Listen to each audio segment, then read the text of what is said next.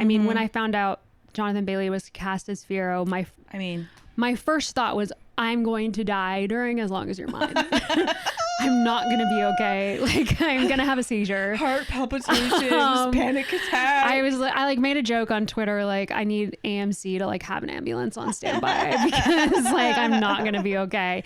Smooch, smooch, smooch, smooch, smooch, smooch, smooch, smooch. Everybody loves to smooch. Everybody wants to smooch.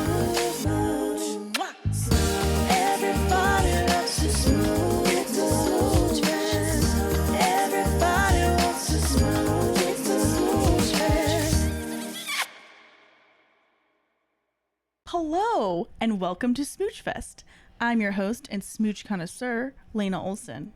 And this is a podcast about kissing. In fact, the only podcast in the world about kissing. I don't think kissing is like typically an audio medium. It's not, and I've made it an audio medium. I love that, yeah. It's also a video podcast that you can watch when you want to. And in case you guys don't read the descriptions in episodes, I do link to all the kissing scenes. Oh, so you can watch them for your own reference. Great multimedia. This supportive person speaking with me is my guest, Caitlin Alice Gilbert. Hi. She's returning, actually. That's right. You may recognize her voice from a previous episode where we discussed Bridgerton and also the MTV Best Kiss Award with Ryan Gosling and Rachel McAdams. Yes. Thanks for coming back. Oh my gosh, thank you for having me. I'm so happy to be back. Am I the first return guest? You're the first return guest. Wow. Feels special. I'm honored. Also, it was kind of an easy thing because, well, today the big smooch of the week is the one from Wicked for Good. Hence our outfits, if you're watching. Yeah. If you're not, we're well. dressed in theme. Yes. I'm green for Elphaba. And I'm pink for Glinda. Yes. Actually wearing official Wicked merch. It looks really soft. It is. Ooh, and it's like pearl buttons. Yeah. That's really cute. This is first movie merch, I feel like. It's kind of like, shiz coated. Yeah. Yeah. Very preppy. Yeah. But in our last episode, we talked at length about Jonathan Bailey and how he's extremely hot and just really good at what he does. And I was like, gosh, who should I bring on to talk about Jonathan Bailey again in Wicked for Good? Tough call. Is it the person who I have sent back and forth? We have sent back and forth GIFs and pics of Jonathan Bailey being hot over the years? Yeah, I would have been offended if you hadn't asked me, honestly. Yeah. And frankly, it's important that we have you here because we have some important Jonathan Bailey updates. Right. One major earth-shattering, glass ceiling breaking development is that Jonathan Bailey was named Sexiest Man Alive for People magazine. That's right. Yeah. I mean, tell me something I didn't already know. Exactly. But thank you, people, for getting it right. For once. Sorry, Blake Shelton. Sorry, Adam Levine. What does Adam the Levine, voice have? Like 2 years ago. Not Adam Levine in 2002. Sure. Not Adam Levine in like 2022, I want to say. No. Like, absolutely not. After his cheating scandal with that girl where we saw those sex that were really cringe. No. And I believe last year was John Krasinski. Again, like a little late. Why John Krasinski now? A little late. So it's nice to see them get it right. And be timely. Mm-hmm. Yeah. And also, the glass shattering part of it is he's the first out gay actor who has been Sexiest gay person. Man Alive. Yeah. Out gay person, exactly. Sure, there's probably several who've won the title that are also gay, for sure. They're not out. Yeah, and I think it's good because there are a lot of gay men, especially actors, who are nervous about coming out because they worry what it will do to their career, their heartthrob status. But Jonathan Bailey is really proving that, in being himself, that doesn't take away from any of it. If anything, it adds to it. Yeah. Because it feels safer to lust Really after does. him. And he's very graceful and Yeah, generous he's about the yeah, title. Like he he's is. having He's fun humble, with it. but like doesn't take it too seriously. And he's like going on late night shows being like, this is the dream. Like Yeah, owning it. He's having not fun doing with that it. annoying faux humility thing. He's just Yeah. like, this is a dream come true, and I'm gonna wear this title and honor the title for the entire year that I have it. Like he's Miss Universe or something. Yeah, and he is Miss Universe. Yeah. So I just love that, and I'm really happy for him. Me too. So happy for him Yeah. and for us. And for us, because it's like that day he became sexiest man alive, and then Zoran Mamdani won the mayoral Was it the election. same day? Yeah. Oh my God, what a And great day. that was also the day that I filled out an adoption application for the because dog. you were just like, I just felt this like day can't anything is get better. possible. Yeah. I can do anything Wow. if I just believe. That is really beautiful. And can you share where that dog is right now? We can't see it, but She's resting on my leg. she is here. Her name is Nell, and I will pick her up and show you guys what she looks like later. But She's just chilling out right now. Yeah, she's afraid of everybody I've introduced her to, and so her being near us while we record is quite courageous of her. And okay. she's snoozed. You can chilling. hear her Yeah, she's breathing snoring loudly. away. Yeah. She's fallen asleep with her eyes open. Aw. Oh my God, she's so cute, you guys. Put the mic by her. Oh well, now she's Well, woken I woke her up. I woke her up. She's like, "What the fuck She's is like, that? "What are you doing? What I is hate- that I thing in don't front of my like face?" that." So, okay, here we are. Yeah. It's almost the end of the year. We are both at our breaking points with holiday stress and work Yeah. stress. Mm-hmm. But we are here to talk about Wicked for Good. And We're doing our duty. we're Really. doing our duty because we're on the smooch beat. Mm-hmm. And frankly, I have a sickness where if I don't get to see people kiss in a piece of pop culture, I want to do something bad. I want to do something wicked. Oh, I see where you were going with that. I want to turn to witchcraft. I want to find a grimoire. For the first time, I feel wicked. yeah. And I want to cast a spell to make everyone in the land of Oz smooch. Wow, that's beautiful. Thank you. Yeah, I guess my one note Yeah? about Wicked for Good, not enough kissing. Oh, agreed. I think all the animals. We should have gotten a Dulcie Bear sex scene.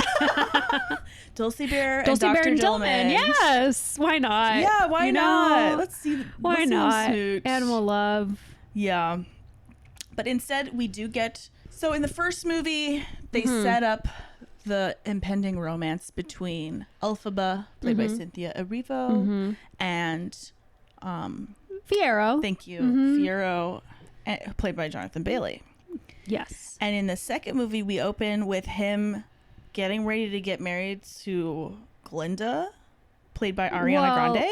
Yeah. So I mean, in the first movie, he is with. Oh yeah, he does Glinda. date her. I'm yeah. sorry, I completely forgot about Yeah, that. that's important. Like they have a very. They're actually dating. Yeah, they have a very shallow relationship. Like they're like, we're both hot. We should probably date. Yeah. And it's very like surface level. And then he meets Elphaba and gets to know her and kind of has that like deeper connection for the first time. And he's like, what is this feeling They so have sudden and yearning. new? They have yearning moments. They yearn, and then she leaves, and you know, years pass between the two films, and now he is in the army, which Gross. I don't love. Yeah. He's in the guard, I guess, He's the Royal prince. Guard. And Glinda is, what is her title? I don't- Director of Communications or No, something? she's just a figurehead. Spokesperson? I don't the know. Wizard. Yeah, and her and Fiyero are still together. Yeah. But he is actively searching for Elphaba because he's worried about her. He's still thinking about Yeah. her. He's sort of a man on the inside. Yeah, he wants to be the first one to find her so that, you know, because the wizard, if you haven't seen this movie, this probably sounds insane, but the wizard wants to obviously like arrest her for trying to liberate the animals. and he is trying to get to her first so that nothing bad happens to her. Yeah. So It's a lot. we're not going to give you the whole synopsis, but No. just the general context. That's the context. And when Cynthia and Jonathan, let me use the character names. And when Elphaba and Cynthia and Fiyero Jonathan, reunite, Yes. Fiyero makes the difficult decision to leave. Well, he makes it pretty quickly, but yeah. Yeah. I wouldn't say it was difficult for him. He knows immediately. Yeah. He's He was like, I gotta leave this wedding gotta leave Glinda in the friggin' dust. at the altar. I'm gonna leave her at the It's altar tough. of this beautiful It's wedding tough. with like golden butterflies and Yeah. stuff. A John Chu wedding, a John Exactly. Chu It's special. It's very Crazy It's Rich Asians very Crazy wedding. Rich Asians, yes. He directed Crazy Rich Asians, in case y'all are curious. But anyway, so he goes off with Elphaba to her lair, Yes. her weird her treehouse bird's situation. nest Yeah. that she built for herself in exile. Mm-hmm. And they sing the song. As long as you're mine. Do you want to describe it?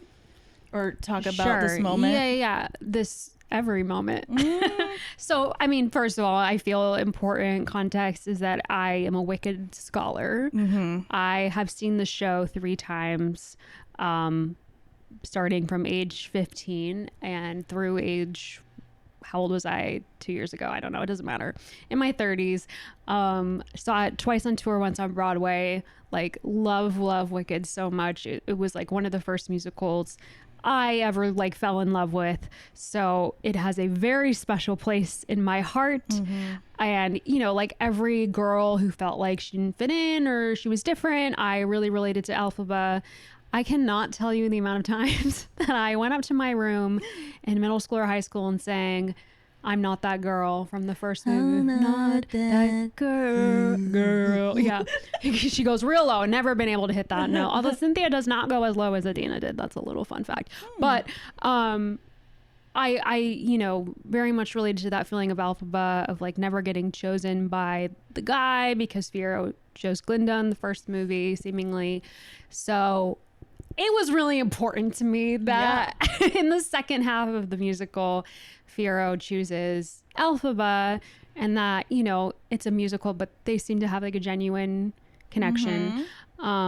So to say that I was hotly anticipating As Long As You're Mine, is an understatement. I mean, when I found out Jonathan Bailey was cast as Fiyero, my first thought was, I'm going to die during As Long As You're Mine. I'm not going to be okay. Like, I'm going to have a seizure. Heart palpitations, panic attack. I like made a joke on Twitter, like, I need AMC to like have an ambulance on standby because like I'm not going to be okay. And quite frankly, like my reaction in the theater was pretty similar to that. Like yeah, I guess we don't need to get into that, but I mean, you texted me after the movie because you saw it before. Yeah. And you were like, gird your loins. Gird your freaking loins. No, like I was sitting next to my friend Emily and I was literally like reaching out and grabbing her because like Jonathan Bailey, I mean, just to have, it's like, I don't even know. It's a weird like fantasy come true in like a weird way. Yeah. Because they did right with the casting. Yeah, they did so right. Like I just never imagined it could be someone that hot, especially because I mean the original Fiyero, Norbert Leo Butz, I think it's like great and he has a really sexy voice. I never saw him play the role, but like I've always really loved the recording of that song between him and Adina. Like they have like good vocal chemistry, but I mean I don't think any of the Fiyeros that I saw were like especially charismatic or hot. Like they're all good, but I wasn't ever like, oh my god, Not creating so that. yeah so knowing that it was gonna be Jonathan Bailey, I was just like, what is gonna happen to my body? Yeah. So anyway, they go to Elphaba's lair and they sing this song, and it's like, you know, for a PG musical, like pretty sexy. Like they're like, she's like, kiss me too fiercely, hold me too tight. Well, wake up my body. Yeah, like they're basically like, we're about to fuck. And make up for lost time. Say there's no future. Was that even Fiyero's line? I don't know. Yeah, it's one of my favorite songs, I think, in the musical. Listen to the actual song. Yeah, it's better than our version. I'm butchering I mean, it. Cynthia Erivo, one of the best vocalists of our time. Jonathan Bailey, God. very good as well. Sorry, sidebar. We both had the pleasure of seeing Oh my Cynthia goodness Erivo gracious. play Jesus in Jesus Christ Superstar. I'm getting chills thinking about it again. I forgot about at that. the Hollywood Bowl I this didn't summer. forget, but like, I hadn't thought about it in this context. It is unreal. I'm still chilling thinking about how it was one of the best vocal performances I've ever seen in my life. Yeah, I think I even said to you after, like, I've seen a lot of really good Broadway performers, but like, I mean, It was crazy. and to be at the Hollywood Bowl, which is a massive venue, and her voice filled my it. God. I mean, it was incredible. And we were there the first night. They did three performances. Also, Adam Lambert played Judas. It was incredible. A wonderful Philippa night. Sue was Mary Magdalene. She was Yes. incredible. So cool. But we were there the first night, so it was sort of like we didn't know what to expect. Yeah.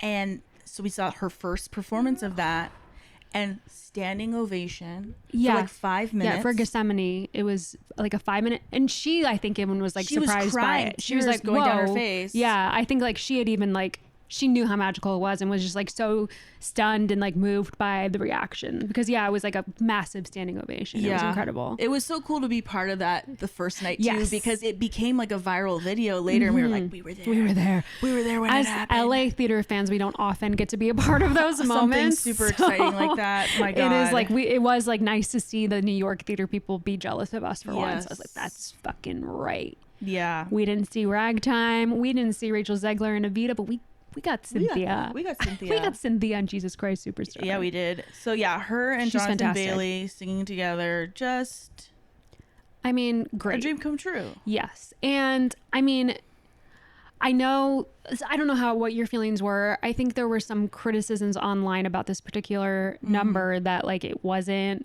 hot enough. Yeah, people were saying, but I think that's because Jonathan Chu has been splitting up the songs with some action in between with a lot of the songs in the musical. Mm-hmm. Do you think that's why they were saying that? Was it drawn out more in the No. movie? No, I don't think so. You don't think you don't I mean, agree with maybe that like critique? No.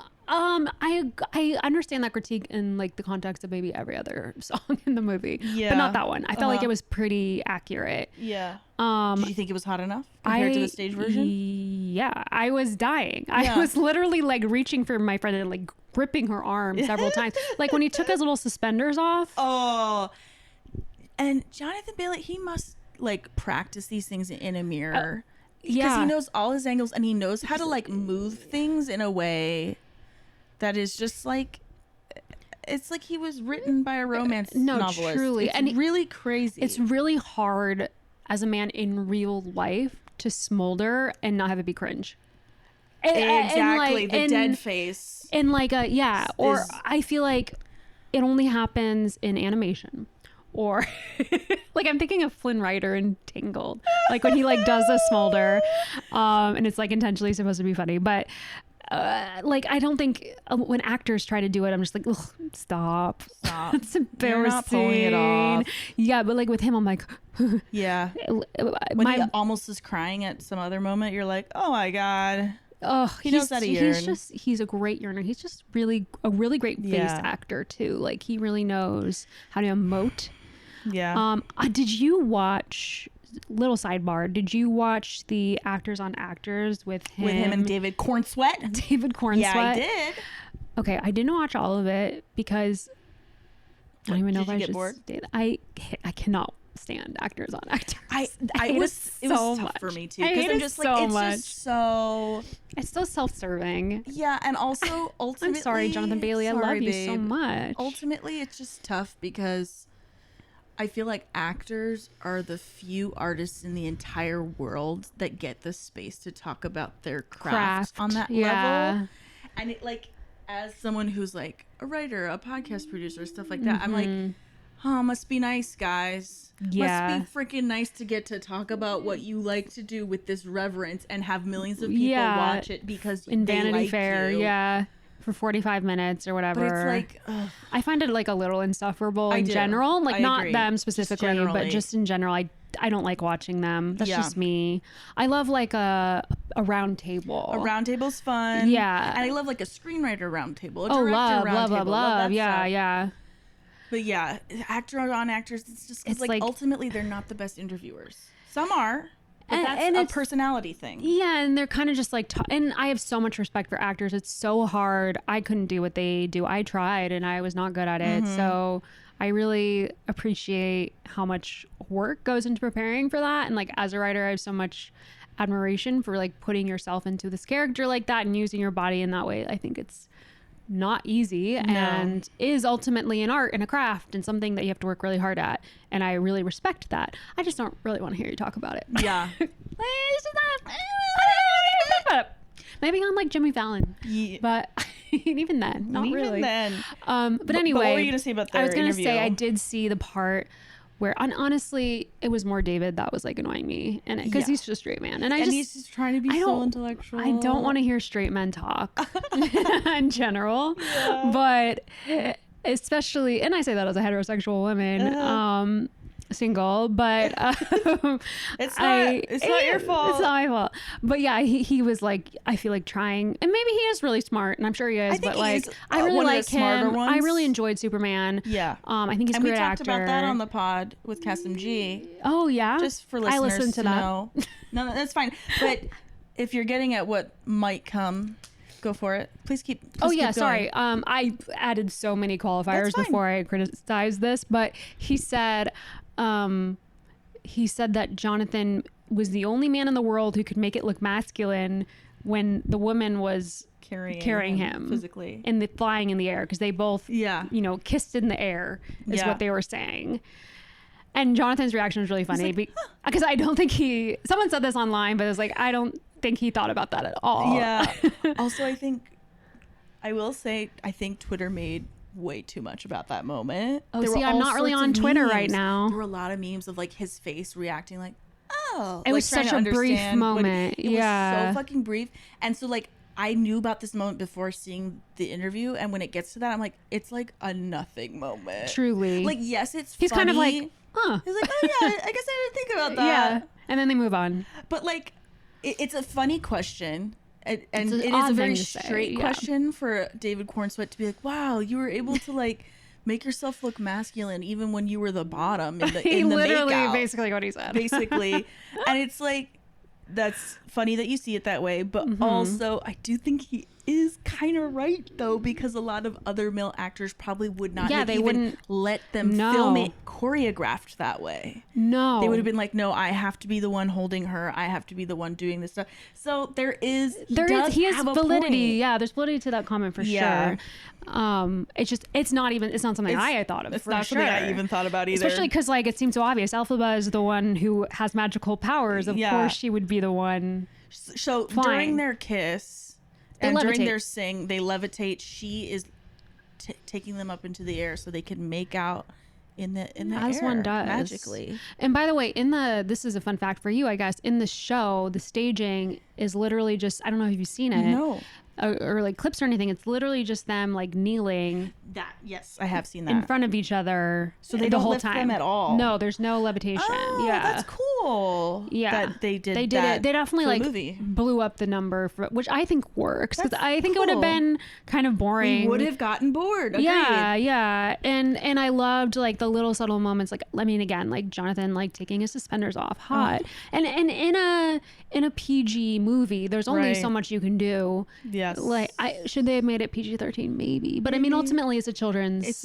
And program. if the first movie's PG, you want can't the really second make one to also be PG. Like, yeah. The one thing I wanted to say was David Cornsweet brings up that in both Superman Mm-hmm. and Wicked for Good, they both are in kissing scenes where they're levitating Yes. and the camera's circling them. Yes. Which is kind of funny. That is That cool. two of the biggest kisses of the year I love feature that flying kiss. Yeah. kissing scenes. Did you saw Superman now? Yeah, and so I talked about that. We talked about Okay, that with it's a Cass great and G kiss, in yeah. a past episode. Make sure to Go listen to it. listen to it. Okay, it's a really great episode. Cass and G's really She's funny. actually just talking to me specifically. I need all of my friends to listen to No, every single I episode. do. I just haven't listened to that one. Okay, so that was, I just wanted to bring that up before we move on to your next tangent. that's so true. That's such a good point. Like that's It's just kind of a two of fun our hottest connection. men of the year, I would Yeah. say. I really enjoyed that, and I like Superman in general, but I really enjoyed that movie. I think it's a definitely, they've injected new life into that franchise for sure. Yeah. Well, what I was going to say is that I think people have people, I'm going to really generalize, All people. people online specifically, Mm-hmm. in the romance discourse maybe, or like just pop culture discourse in general, have forgotten like how sexiness doesn't have to be explicit. Yes. And I think I feel this way about romance as a, romance writer sometimes, is like, there's different levels of heat, and I like all kinds. I like a closed door as much as I like a really spicy book. But I think both have their place. Yes. And in a PG movie, like I think Shonda Rhimes said, like Scandal is, I may have talked about this last episode because it's like one of my favorite topics, but like in Scandal, they had less leeway with what they could do versus like a Bridgerton where you can have full nudity and you can stimulate sex on screen, but on ABC in primetime, there was a lot less they could do, but it was still a really sexy show. And it was almost, I think she said like, it almost made it more sexy because they had to try harder and like find different angles and really like make subtle things seem more explicit than they actually power were. of suggestion. Yeah, exactly. And I really love that on screen. And a great other example of that is the Challengers movie, which was Zendaya and the two guys. They don't have sex in that movie. It's one of the most erotic movies I've seen in recent years. But there's actually an explicit sex scene. Wow, you're right. There are boners. There's illusions. There's a three-way kiss.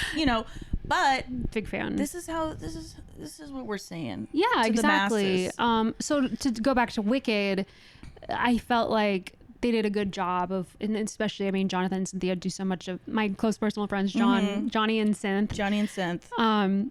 Do a really good job of like making those subtle moments count and like making the most out of what they are able to do. And like I went back and tried to find the clips of their actual kisses like on TikTok, because obviously, they're all pirated right now. Yeah, I did find them.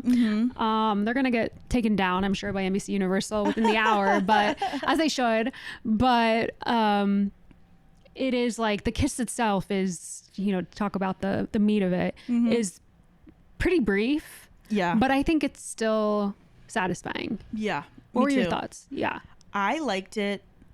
You wish there were more tongue. No. I never wish there was more tongue. I'm a tongue minimalist. On screen or overall? Both, in life and on screen. No, you know what my slight issue was? Is just that this movie is laden with special effects. Yeah. VFX. Way more than the first. Some angles, it was apparent that some of the photoshopping they had done for her green face. And so some angles it looked weird. Like, okay. VFX'd. And so I was like, oh, they didn't need to lean so hard on that. So I was a little distracted by that. Okay. I wanted to see the movie one more time before doing this because I have really mixed feelings about this sequel, and we can get into that a little bit too. But I didn't have time. So I thought I would see it more than once, but I didn't either. Yeah. So I'm like reserving my final thoughts for a second watch.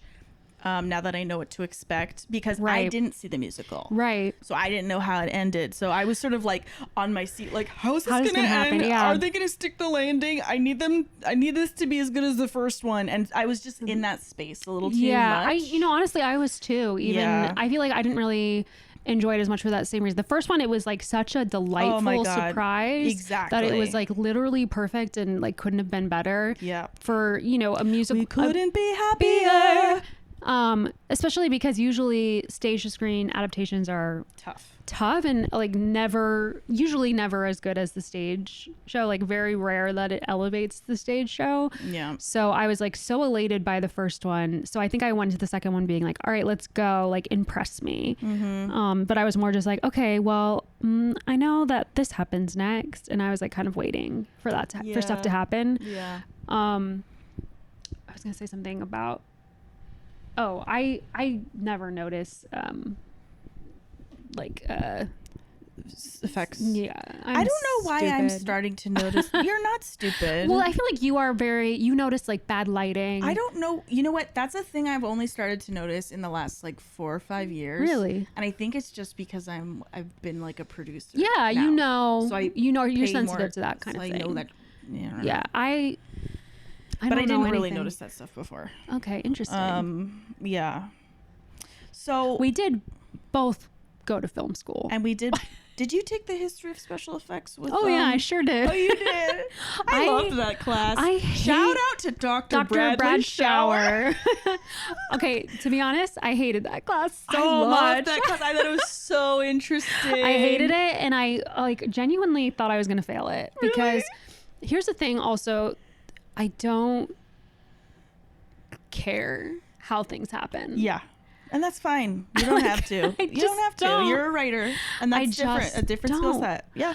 So yeah, learning about that, I was like, there was a part of my time where I thought maybe I'd want to do production design, and that's why I was interested in that stuff. You're very what's the word? Like hands-on creative. Artsy bitch. I'm a crafty gal. You're crafty. I made this. Oh my God, did you? I mean, I just sewed the hems. Oh, but still. But yeah, I bought this fabric at a store, and that's why the set is like this. Yeah, I am not crafty. I am really bad at like hand art. Like I feel like I'm really creative. I'm really good at like decorating and cooking. You got good aesthetics. Good like at that kind of stuff. But as far as like making things with my hands, I'm like not good at that. So special effects, this is boring, but special effects are like very abstract to me. I was like, I don't know what that means. Yeah. But anyway, so that part didn't bother me. I did think like in general, the movie was a lot more green screeny. Yeah. I felt like it felt like a Marvel movie, a later Marvel movie.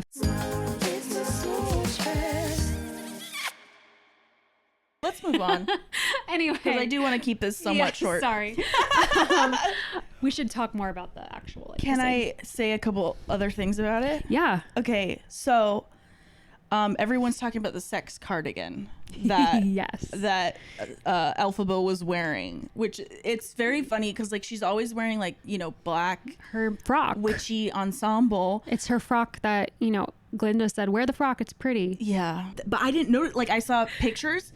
She's got this big, giant, chunky gray cardigan, and then underneath, she's got lingerie, black lingerie, fully wearing like piece. a teddy. Yeah, and it's like, what? I saw the funniest post that just made me die. It was like a picture of her in her like lingerie with her chunky cardigan, and it was said, "Me in 2010 on the way to drink Everclear in some guy's basement." And I was like, oh my God. There's like a picture of me from my freshman year of college in like a chunky brown sweater and like a pink camisole lacy camisole underneath. And I was like, 100%. Absolutely. Yeah, the internet had a field day. There were so many memes of her in the cardigan. There was one from like Devil Wears Prada where is that Andy's wearing the sex cardigan? The Elphaba sex cardigan. What a choice to be like getting ready to have sex and be like, let me throw on this cardigan. Yeah. Well, she addressed this, Cynthia Erivo, in an article. Because you know what? I did see this. Everyone felt they had to explain why. She does not like when people make jokes can't about let Elphaba. She does not like it. She said, everybody at this point has seen Elphaba as this strong fighting woman who's the Wicked Witch. But on her own, she's the opposite. And when she's comfortable enough to do so, she's taking off her armor and showing you a more sensual, more connected side of her. No, that's bullshit. Show a softer version of her. Shut up. Sorry. No. It's like, yeah, okay. Yeah. But okay, so Oh, Paul God. Tazewell, the costume designer, who did an Amazing job. an amazing job on all the costumes in the movie. I like the sex cardigan. I like it too. I didn't strike me as odd until people were making jokes about I it. definitely was like, why is she wearing that? I I thought definitely it was had like that I thought it thought, was like a robe. but I kind of let it go. And what Paul Tazewell says, I'm like, yeah, I agree. He's like, it came out of very literally an organic decision of what does Elphaba have access to in her little No. treehouse? Lingerie. He's like, living alone, what choice would she make when she's looking for a robe? Yeah, robe. She's got a loom in her treehouse where she's weaving her own clothing. She's manifesting all these things from the elements that are around her. And the sweater is just one of those things. It's just one of those things. It's just one of those I things. love the thought process of like, okay, Elphaba's come home from a long day of being the She's Wicked tired. Witch, of liberating animals. Yeah. Not really, actually, because she didn't do any of that up until I guess she did. No, she I did. can't remember She how did. many animals she saved. She had at this point liberated animals, but up until that point, had tried to convince them not to escape, and that kind of seemed to be it. Yeah. Turning Bach into the Tin Man. Yeah. She was like, you know what? I need something to unwind in. I'm gonna make this. robe. I'm cold and I'm I'm tired. cold. Let me weave Let an me entire giant Get out sweater. my loom and weave a Take sweater. a load off. Yeah. Yeah. So I love that little tidbit. I like that they were like, shit, we got to come up with an explanation. Yeah. And then another thing I want to share about this is, so this kissing scene is perhaps not as explicitly sexy as some people wanted. Yeah. But it cuts away to something else and then cuts back to them like the next morning. And he is shirtless. Naked, yeah. Jonathan Bailey is shirtless. Thank God. Indicating they did in fact consummate their Oh, love. they had sex for sure. They That's had canon. suits. Yeah. And I'm offended that was even a question. yeah, but what's interesting is this is a international movie. Mm-hmm. They in some markets, some foreign markets, Mm-hmm. photoshopped a little shirt over him. Stop. Yes. They cut down the kissing scene and What? photoshopped a little shirt. Let me show you. Oh, I'm so sorry. There.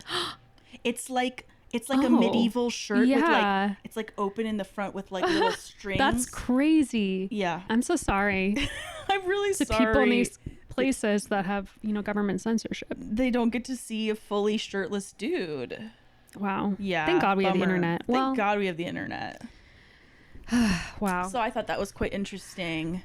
And I'll post that image in the show Please notes so do. everyone can see. But yeah, I thought that was quite funny. Yeah, I'm sorry, I'm seeing in your notes Yeah. that they cut a kiss between Yes. Fiyero and Glinda, which I'm glad that they did. Me too. I think in general in the film, the Fiyero leaving Glinda for Elphaba is like a lot tougher than it feels in the stage show, especially because in the stage show it's not their wedding day. You were saying in the stage show it's more understood that their relationship, the one between Fiyero and Glinda, yeah, it's more for is more for show. show.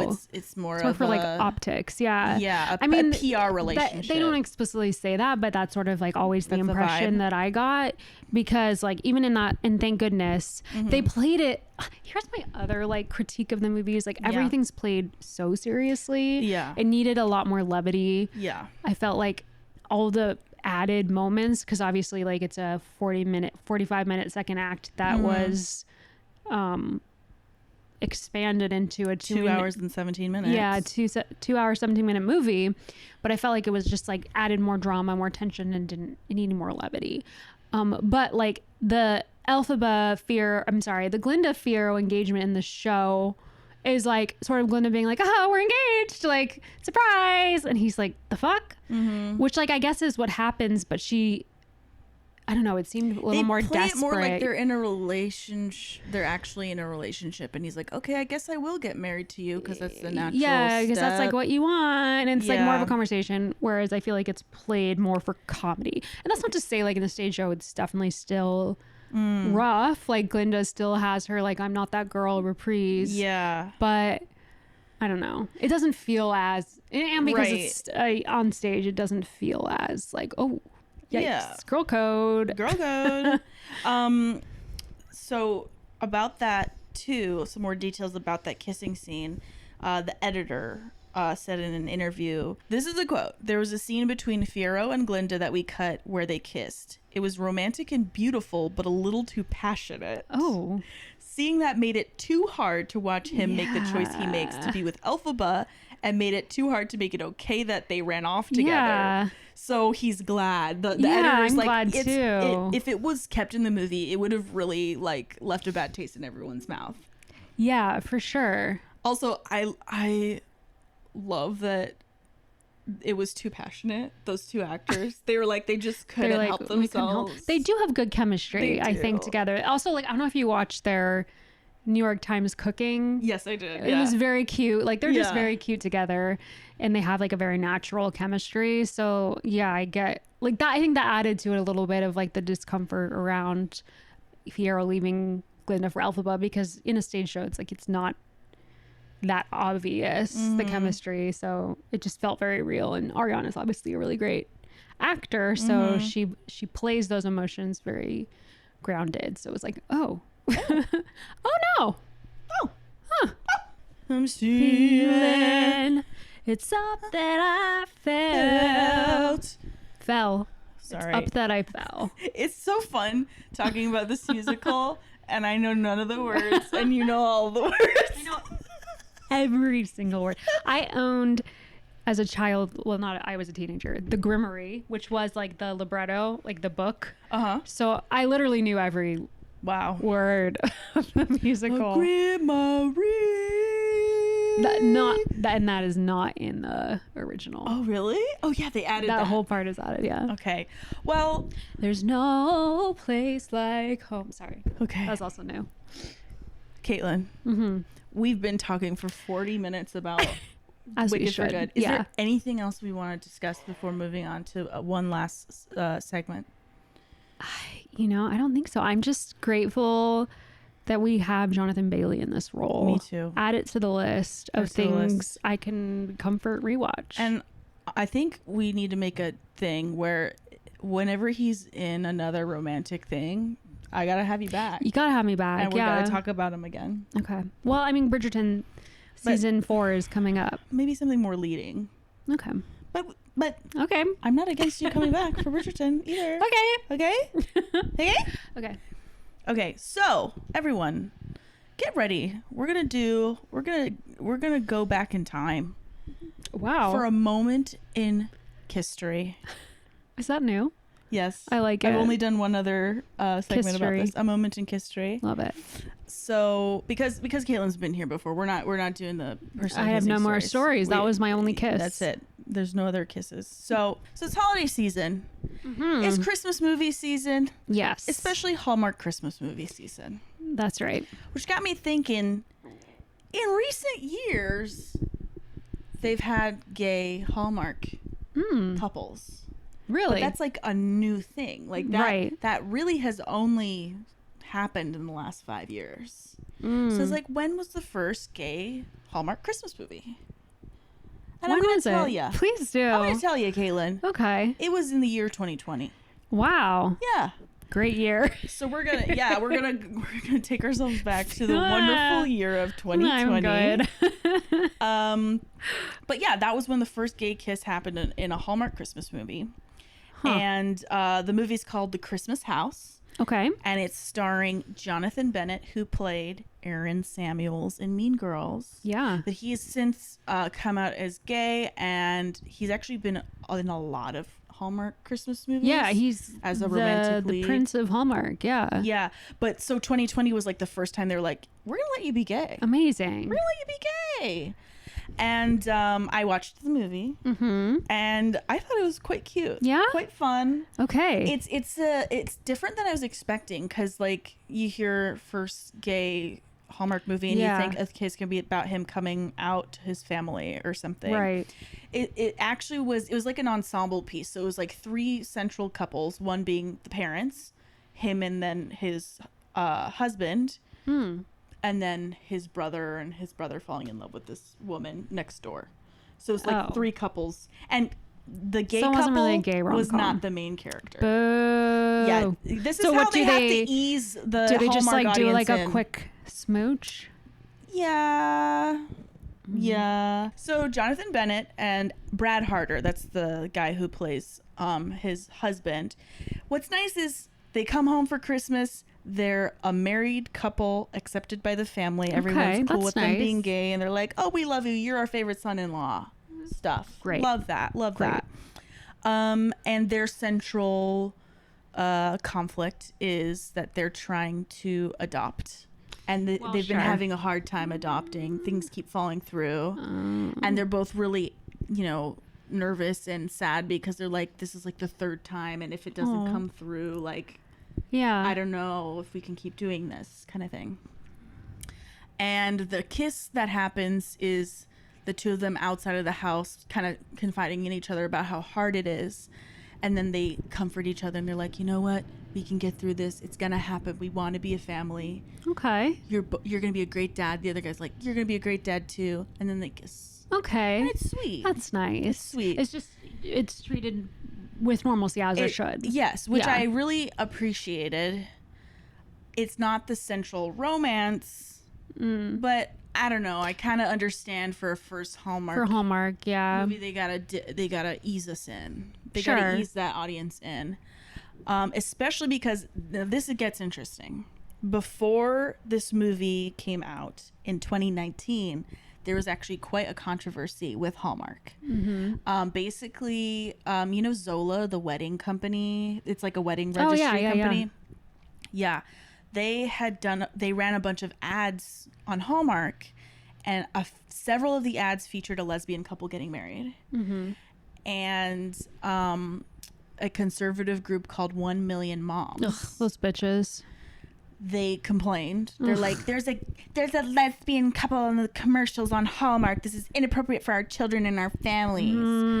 And Hallmark got scared and took the commercials down. Boo. Boo! What? Boo! And I'm going to read you the quote. So, one of the executives says, "The Hallmark brand is never going to be divisive. We don't want to generate controversy. We've tried very hard to stay out of it. We just felt that it was in the best interest of the brand to pull them and not continue to generate controversy." Ew. Ew. Well, didn't the former CEO or whatever of head of Hallmark left to form the Good American Family? Are you thinking of Candace Cameron Bure?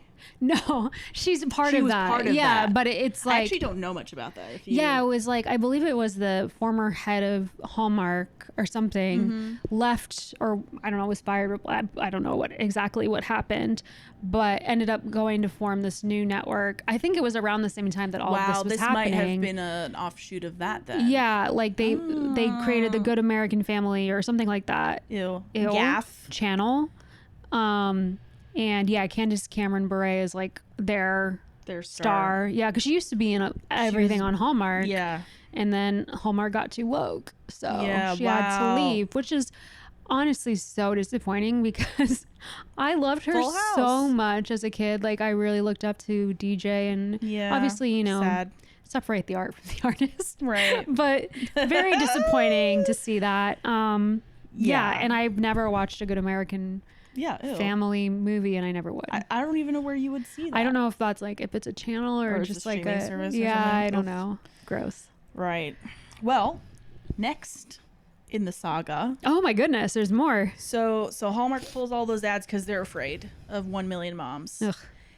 Literally a day later. Are there even a full million of them, you think? There can't. There It's can't probably be. like 500 Yeah. women 500 who moms.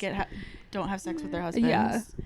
And they are upset. But anyway, of course, it blew up on Twitter. Everyone on Twitter. Yeah, I remember. How dare you do this? We're boycott Hallmark. Hashtag boycott Hallmark. That became the thing. Everyone's like, we're boycotting Hallmark. We're not going to watch your dumb Christmas movies. And then Hallmark was like, shit. What matters more? Money. Money. Yeah. And at the time, money was going woke. Yeah. 2020. Yeah. 2019. Yeah. So they reversed their decision, and they put out a statement. And this is the quote: "The Crown Media team has been agonizing over this decision as we've seen the hurt is unintentionally caused." Well, intentionally caused it, but okay. Yeah. Said simply, they believe this was the wrong decision. Our mission is rooted in helping all people connect, celebrate traditions, and be inspired to capture meaningful moments in their lives. Anything that detracts from this purpose is not who we are. As the CEO of Hallmark, I am sorry for the hurt and disappointment this has caused. Okay. So they put Zola commercials back on. Great. And there were rumblings, like, as this is all happening, I'm pretty sure there were development talks to make some gay stories in Hallmark movies, because literally the next year It must have been. this Yeah, movie comes direct out. reaction. And just like in reading these articles, they did say like they were already thinking about Okay. doing this. It just, this controversy happened around the same time. Got it. Interesting. Yeah, but after reversing that decision, they probably just they decided, like, we're gonna commit, we're gonna put gay people in our stuff. Great. Let's make it happen. We're gonna put gay people on our stuff. We're gonna put gay people in our stuff. So then there comes the Christmas house. Great. And since then, they've done a bunch of movies, series with queer characters. And I thought this was a sweet quote from Jonathan Bennett, the actor. He said when they were filming the movie, some crew members approached them with tears in their eyes. "Hey, thank you for doing this. We work on a lot of Christmas movies, and for the first time, we feel like we're part of the family too." Oh, that's really Isn't that sweet. sweet? Yeah.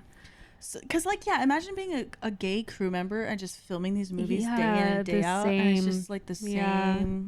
heterosexual. Big city girl comes to a small town Yeah. to save the town. Yeah.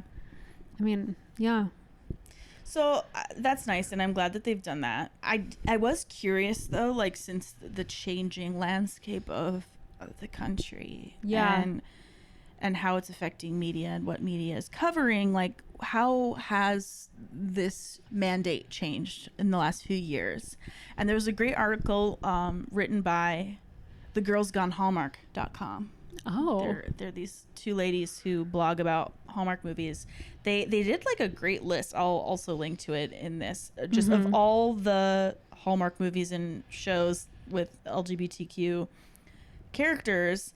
And they did note, like, in each year since 2020, like, the list has gotten slightly smaller, and also the gayer stuff has gone on Hallmark Plus more lately. Well, because the than on younger main channels. audiences are streaming probably. Sure.